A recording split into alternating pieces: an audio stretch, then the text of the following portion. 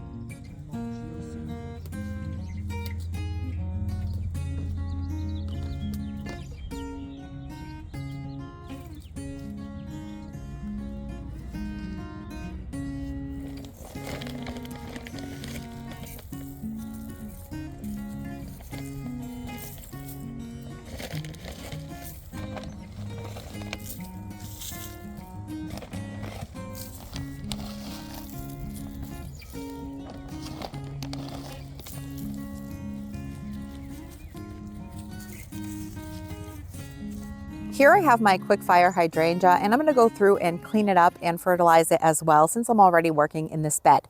Now, a quick fire hydrangea is a paniculata type hydrangea, and what that means is that they bloom on new wood, and they can also tolerate more sun than, say, the macrophylla type hydrangeas that bloom on old wood. So it's important to know which type of hydrangea that you're dealing with so you know how to prune them, because with the macrophylla or the mop head types, big leaf hydrangeas, that variety blooms on old wood. So if you prune it at the incorrect time, you could potentially be cutting off your blooms for the year. So with this type, the paniculata type, you can pretty much cut it at any time and you'll still get beautiful blooms because they bloom on new wood. So I'm going to go through and I'm just going to take off all of last year's blooms, which are really obvious to see, right? It's just the dried blooms. And I'm going to take it down by about 1/3. And I'm just going to make a cut right above a bloom bud or a bud node, and I can actually already see where they're coming out, so that'll be really helpful. So I'm going to clean this up and I'm going to fertilize it, and to fertilize I usually like to use either rose tone or holly tone, which I just finished fertilizing some of my rhododendrons, so I have that handy. It's what I'm going to use to fertilize my quick fire hydrangea.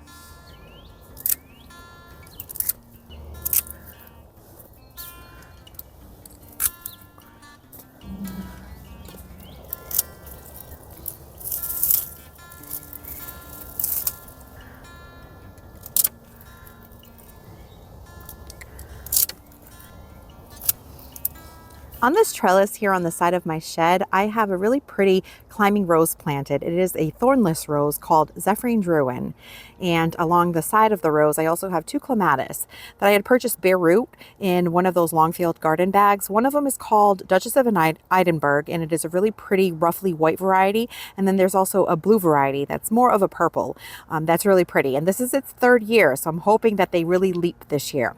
I went ahead and I spilt some of my Coast of Maine soil for roses and flowers at the base of the clematis and the rose, because both roses and clematis are heavy feeders. So I gave them some fresh soil for some more nutrients, and I'm going to go ahead and give them a feed with some of the Espoma Rose Tone organic granular fertilizer, because we're about to get some more rain. So this is the perfect time to go through and fertilize some more things. I'm starting to harden off some of the seedlings that can take cool weather. So here I have my snapdragons, and I just pinched them, which is why they look shorter. And pinching just means taking off some of the top growth, and then it will start sending out some more side shoots and growth. It just makes for a stockier plant with more blooms. So I'm going to go ahead and bring out my snapdragons, as well as my pansies, and even my sweet peas that I started inside, that are looking really good. I figured that if I started them in my burpee trays, because they have that silicone bottom, it's really easy to pop them out and it would provide minimal root disturbance. So that's what I did. So let's get these outside.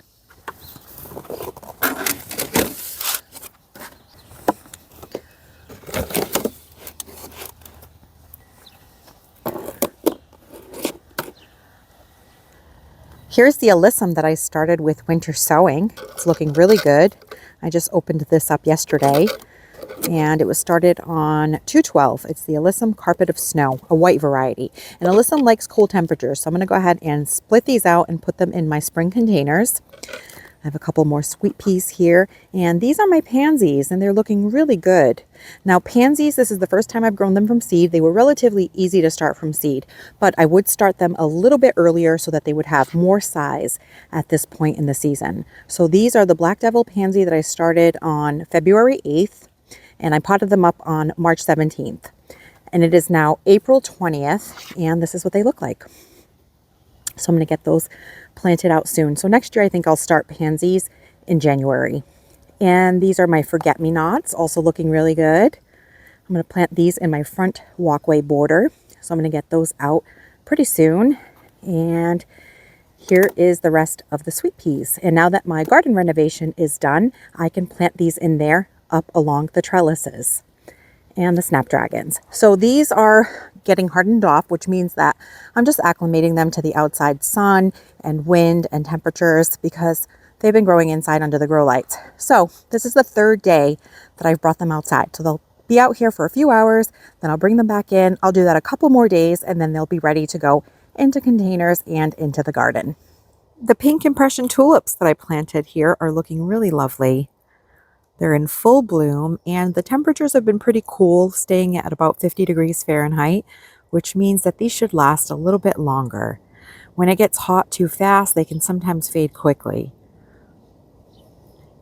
And I have them planted in both beds on either side of the shed. Most of the time, tulips are treated as annuals because they don't reliably return. Although this variety, the pink impression, is a Darwin tulip, and they are more reliably perennial. So I'm hopeful that these will make a comeback next season. And the Angelique tulips that I planted last season made a comeback, and that's always exciting.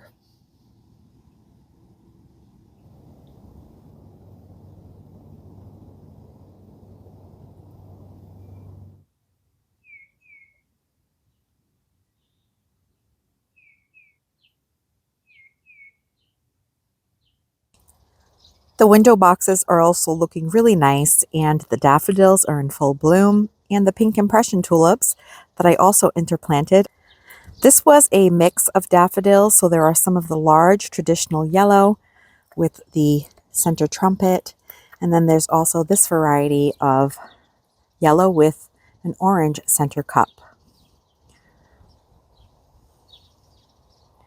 And in the front, I have Lasimachia, or Creeping Jenny, that will trail in the container. I really like the contrast of that chartreuse yellow-green in the front of the brown or dark colored window box.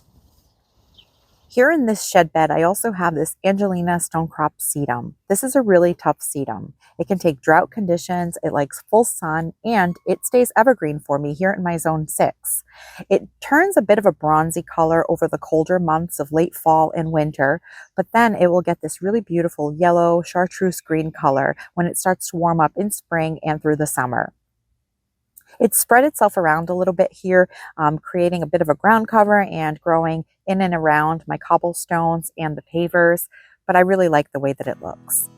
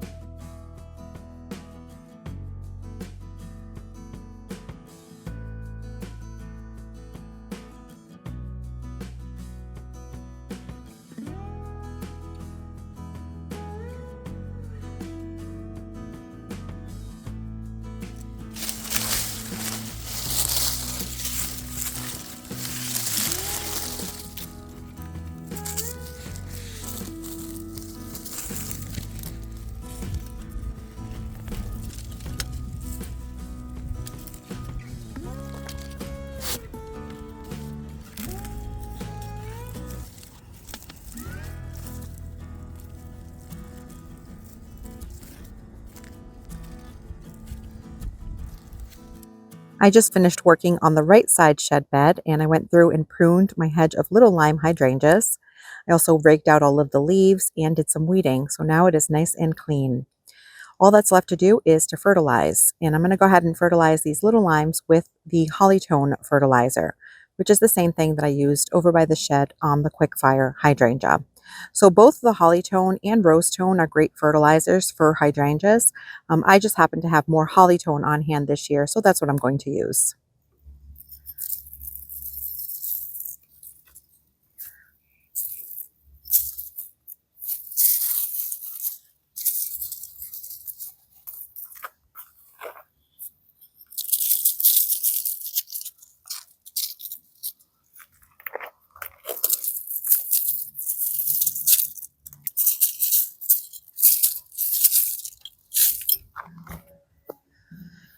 You know, if you wait just long enough, your perennials start cleaning themselves up. That's one lesson my garden has taught me this season in my plants. So this is Lady's Mantle, and you can see that all of the new foliage is already emerging. And this is a really beautiful perennial, the way that it holds on to water drops. I started these from seed last season. Not this one. This one's a little bit larger, but the smaller one here. And it's looking really pretty. And here I have some Japanese forest grass, and this is another plant that taught me a lesson. In the past, I have lost a couple of these, and that is because I had cut them down in the fall in an effort to prevent having all of this dried foliage throw itself all over the yard with the wind in the winter and so forth. Well, I lost a few, but this year I left the plant intact to clean up in spring, and I find that just leaving this up offers a little bit of protection to the crown of the plant. Look at all that new growth. So now that it's spring, I can go through and clean up all of this old growth.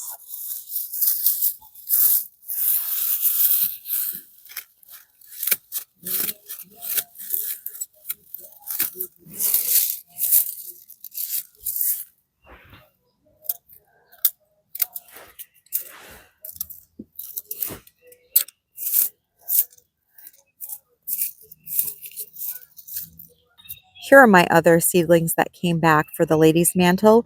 I planted 3 on this side and 2 on the other side. And out of the 5 that I transplanted, 4 came back and 1 did not. But all in all, I would say that that's pretty successful. And you can kind of see how the leaves hold on to the water droplets. You can see it around the edge there. Just really pretty. And if one falls in the center, it looks kind of like a bead. It almost like magnifies. My whipcord arborvitae is looking really nice. I really love this evergreen. It has such a fun shape. And so far, so good with the deer not touching it. And here's another perennial that's been cleaning itself up in my garden with no effort on my part. And this is the Helen von Steen Lamb's Ear. This is a wonderful variety of lamb's ear. I started planting it in my garden about 2 years ago and I absolutely love it. It's got really large leaves, so the leaves are going to get bigger as the season goes on.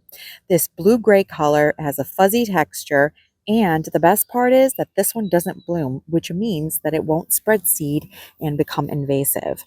These get pretty large. I have been able to divide this a ton of times. So that means that it makes a great ground cover because it stays relatively low but spreads pretty wide.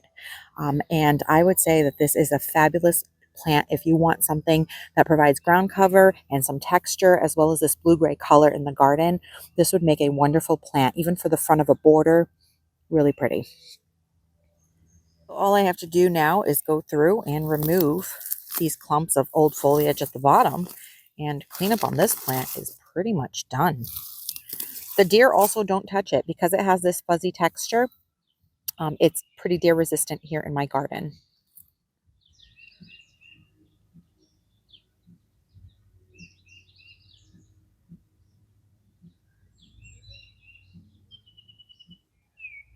About a month ago, I did some work in this back woodland bed where we cleaned up all of the foliage and fertilized the hellebore. I even planted a couple of new hellebore that I had picked up. And look at them, they are still blooming a month later. That is just a testament to how long these beautiful perennials bloom. The deer don't touch them here in my garden, and they're still looking lovely.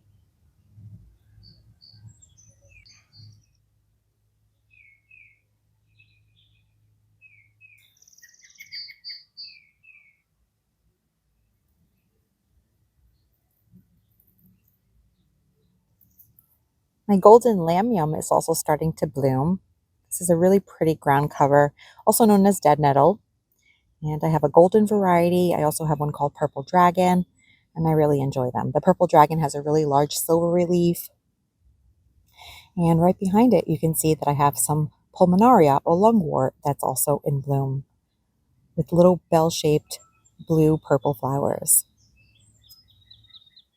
The heaven sent Jacob's ladder is all budded up and getting ready to bloom. And this is another plant that has really beautiful ferny foliage. And when it first emerges, it almost has like a dark hue to it. And then it just gets more green as the season goes on. It has a really pretty lavender bloom that looks like it will bloom any day now.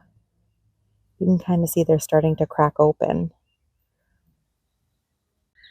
I have to take a moment to appreciate how beautiful and lush the lawn is looking right now. It's making George really happy how pretty it looks because he loves a nice green lawn, and all of the rain that we've gotten so far this year is really helping that. The Acer palmatum katsura Japanese maple is traditionally a really early Japanese maple to leaf out, and it has the most stunning spring color. It looks like a fireball in shades of red and orange and yellow. It's a really pretty one. In a couple more weeks, all of these Japanese maples are going to be all leafed out, and this area is going to look absolutely beautiful, and I can't wait to share that with you this season. And while it's just starting to color up, our Ann Magnolia is going to be the next to take center stage. All of those buds this year.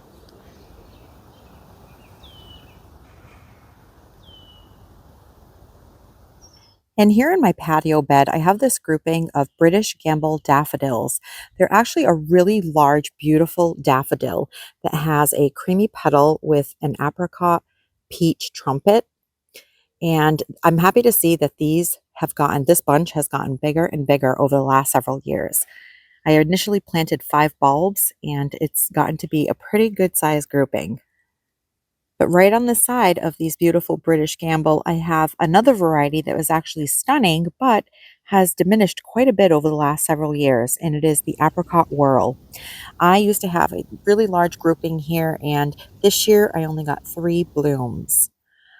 Because this bed is really moist, I think a lot of the bulbs rotted. So I'll be buying some more apricot whirl bulbs this fall so that I can have these beauties in my garden again in abundance.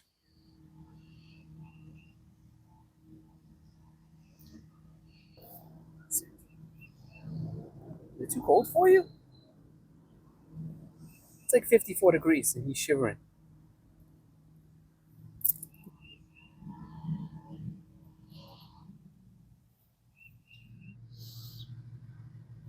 Oh my God. Rocco! Oh, my grass. He's kicking up though. He's proud of himself. Rocco and Daddy's green grass. That's fresh. I'm gonna have to get the hose. No manners. No manners. Well, that was a productive day. I was able to get both of those shed beds cleaned up, cut back, fertilized. I do still have to mulch. This is going to be a bulk mulch delivery year, which means we're going to get this big mound in the driveway that we'll have to mulch all of our beds with. But it always looks really pretty afterwards, even if it is a lot of work. Now that the shed beds are done, I'll have to slowly make my way around the rest of the yard and get all of the other garden beds cleaned up. Slowly, we'll get there. And we get to look at a couple of things that are looking pretty in mid-April. But the good news is, friends, that each month from here on out, the gardens are going to get prettier and prettier. So we will have lots of blooms to enjoy in our gardens for the rest of the season. So I hope that this video provided you with a little inspiration and motivation to get out there and get after some of your spring chores. A little bit at a time, we eventually get it all done. Thank you so much for spending your time with me, and I'll catch you in the next one. Thanks for watching this video. If you liked it, please hit the thumbs up button. And please consider subscribing so you don't miss any of my future videos. And we'll see you soon.